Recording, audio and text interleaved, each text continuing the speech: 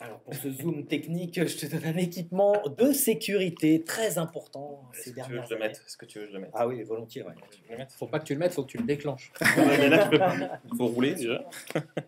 Donc c'est un gilet airbag qui Oui. se met sous la combinaison. Exact. Voilà, après, voilà, c'est ce qui se met sous le manteau, parce que là, c'est une version, on va dire, Haute. urbaine. Fraude. Voilà, Ouais. ouais. Mais effectivement, je voulais faire le focus technique sur l'airbag. Donc, l'airbag, c'est obligatoire en Grand Prix. Je suis plus spécialisé Grand Prix, mais depuis 2018. L'airbag est apparu déjà presque 20 ans, plus de 20 ans maintenant, parce que c'était en 2000, au salon Intermote, pour ceux qui s'en souviennent. Bien sûr, c'était à Cologne, à Munich avant. Exactement, tout à fait. Et depuis, il y a eu, c'était Denez, Alpinstar, et puis après, il y a eu un autre constructeur, un équipementier français qui s'appelle Inemotion, basé du côté d'Annecy, qui s'est mis aussi. Et donc, l'airbag, voilà, qu'est-ce que tu veux que je te dise dessus? C'est quelque chose qui, contrairement à un airbag de voiture, ne se déclenche pas au moment de l'impact, il se déclenche avant, parce que le but, c'est d'amortir les chocs au moment de la chute. Et donc, c'est bourré de capteurs. Donc là, j'ai par exemple un boîtier électronique dessus où j'ai des gyroscopes, des accéléromètres, des algorithmes qui permettent justement de voir si on est dans un état de chute ou pas, si on est dans un low side, dans un high side. Donc low side, c'est perte de l'avant, entre guillemets. Ouais. High side, c'est ce dont a souffert Marquez Au warm-up. au warm-up. Quand il atterrit, de toute façon, l'airbag c'est déjà déclenché. C'est déjà déclenché. Donc si on regarde, on peut regarder au ralenti, on le voit souvent même au ralenti. Les pilotes, quand ils chutent, on voit l'airbag se gonfler. Et donc c'est avant l'impact, la plupart du temps. Hein, mais, Président, cette problématique airbag en compétition, elle est prégnante. Bien sûr, la sécurité de nos pilotes est une priorité absolue. Hein. Donc tout ce qui permet d'augmenter la sécurité en termes d'équipement, eh bien, nos fédérations s'y intéressent. Alors il y a beaucoup de pilotes qui utilisent des airbags aussi sous leur combinaison. Après, il faut vraiment bien Tu connais la maîtriser. proportion?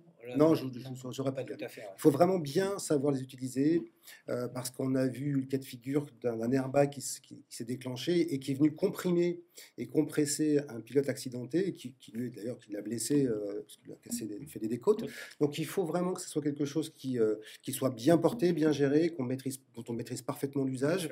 La difficulté que nous on a par rapport au Grand Prix par exemple, c'est qu'en Grand Prix vous avez les entreprises sont là pour gérer, alimenter, changer les bonbonnes, etc. Nous, c'est extrêmement compliqué. On ne peut pas au niveau d'un championnat de France.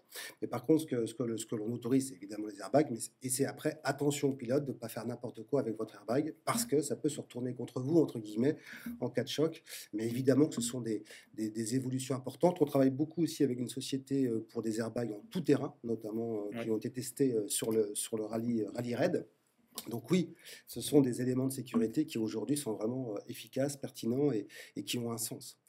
Ouais, l'airbag a pris le pas sur les colis de protection cervicale, puisque on parlait de tout terrain, ça existe beaucoup en tout terrain, Ouais. les colis de protection cervicale. Ça a été testé par le Rescapir aussi, Non, mais maintenant, il y a des airbags pour le coup. Ouais, effectivement, en tout cas, c'est à l'étude. Quand j'ai enquêté sur le sujet en fin d'année dernière, j'ai posé la question justement à Loris Capirossi qui m'a dit qu'effectivement, les airbags de coup, c'est quelque chose qui est à l'étude. Alors c'est compliqué, l'airbag de coup, c'est comment on le déclenche, s'il y a dans le cas d'une fracture, est-ce qu'il faut le déclencher, comment ça se passe, enfin, tu vois, il y a pas mal de problématiques. Red Bull, je le sais, a proposé un projet, en tout cas une ébauche de quelque chose, donc c'est quelque chose qui se met au niveau du cou des cervicales et qui devrait se gonfler. Est-ce que c'est un airbag qu'on met sous le casque? Est-ce que c'est la cartouche, où est-ce qu'on la met? Donc il y a pas mal de problématiques, c'est contrairement à une voiture où on a quand même besoin d'une certaine mobilité. Là, en moto, c'est plus complexe. Mais c'est quelque chose qui est à l'étude. En tout cas, ils veulent aller beaucoup plus loin que l'airbag qui protège les clavicules, les côtes, même des fois jusqu'aux hanches. Là, ils veulent monter jusqu'au cou parce que l'année dernière, on a eu quand même pas mal de... C'est un défi technologique, c'est extraordinaire. Bien sûr. Les airbags, les dorsales, entre les dorsales et les airbags, c'est absolument fantastique aujourd'hui la qualité d'équipement des motards. Par rapport à Nogaro 82.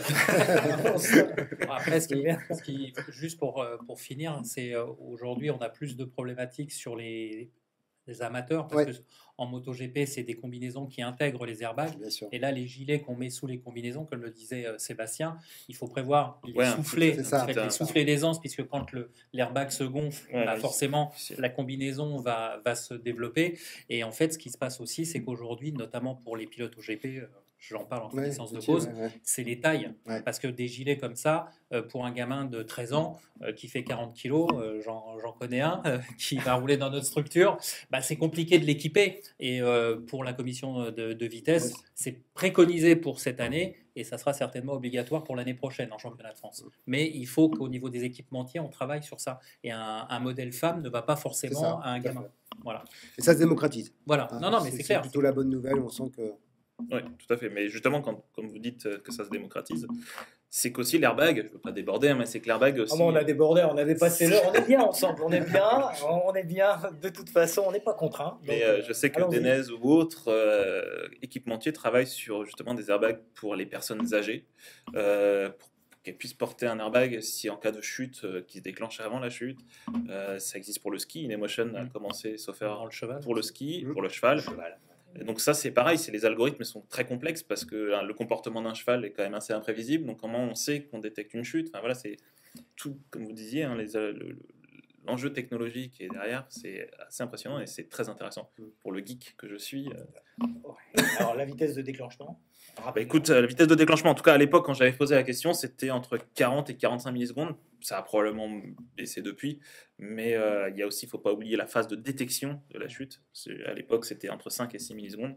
Donc quand je dis à l'époque, c'était il y a 3 ans. Donc maintenant, j'imagine que ça doit être encore. On y reviendra sur l'airbag sans Avec grand aucun plaisir. doute. Tu ne le déclenches pas. Bah écoute, déjà, il faut rouler.